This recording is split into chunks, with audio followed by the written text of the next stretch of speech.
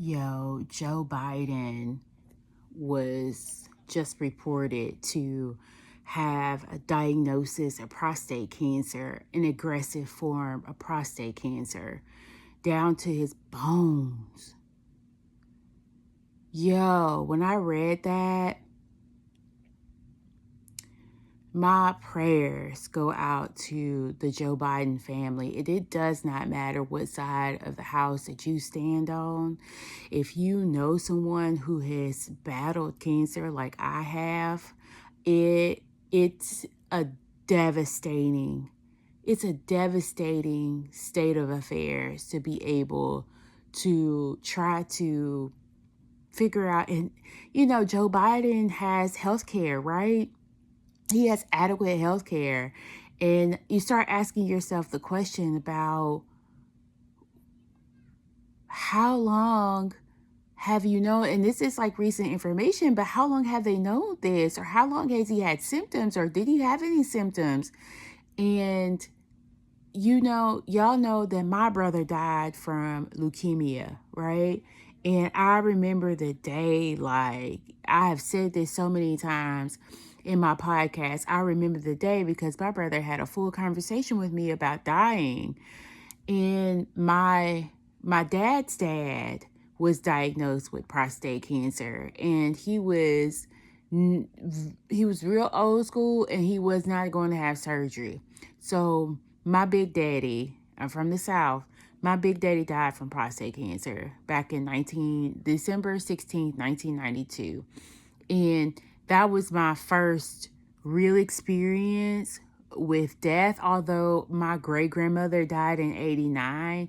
But my big daddy, him dying from prostate cancer in 92 after suffering for some months, and it's just brought up so many memories with Joe Biden's diagnosis. And again, I am thinking and praying.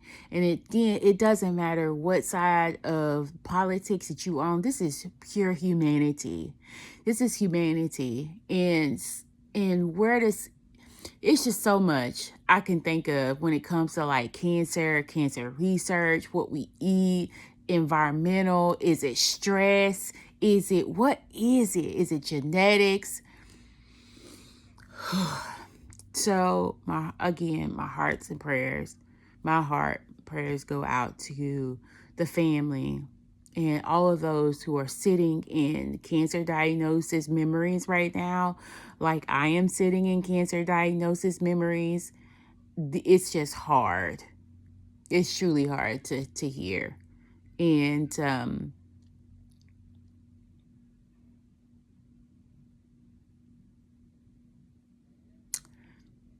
we just don't know. We never know from day to day what people are going through. And we live in a world of social media, things looking this way, things looking all, people portraying just everything's hunky dory. And I'm going to tell you right now, this is the reason why the Grip Spot exists. Because for a long time, me and Grief were battling, like knockout, drag out. And many times I ignored Grief. I ignored it.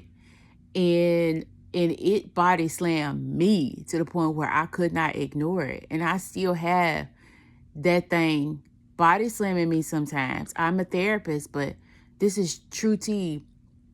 The elements of grief still surround me. You will hear that coming up in June when I'm having a good conversation with my brother, CC. You will hear this coming up soon in June when he asked me a question. He asked me a good question that people don't ask me, and I've never answered this question in public about me. Is there anger? Is there disappointment? Yes, there is still. And you have got to listen up to my reasoning of anger. And after 28 years, what that looks like.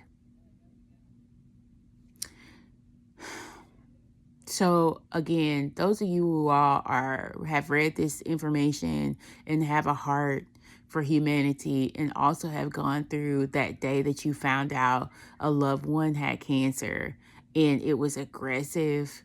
And so that means chemotherapy is aggressive. That means you really have to turn into being a caregiver for that person and figuring out what that means for them, and then themselves finding out what that means for them.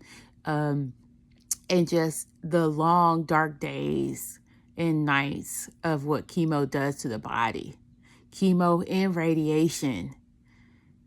Y'all,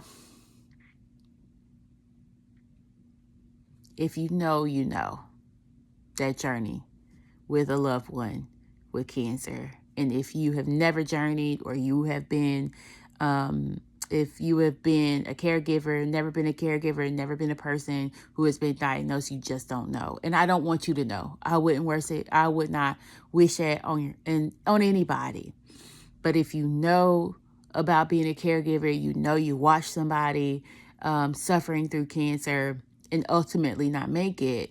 And if you have been that person to attempt to grip after the death, a cancer death of someone, then you know where I am. You know where I am. So gather here, gather around. If you also have been in cancer diagnosis trauma today, and from people, sometimes we say, oh, we use that word trauma word too loosely. Yo, this is a true trauma for a lot of people. So stick and stay. We'll talk about it some more. And if you have any questions, if you need anything, subscribe to the Grip Spot. And that's all I got. Enjoy the rest of your Sunday as much as you can, and love on yourself, love on your people, Call them, FaceTime them. My mom's still in Africa. We FaceTime earlier today. I had 2 teenagers in my house who are in grief. They just left this morning or this afternoon. Just love on your people. All right, y'all.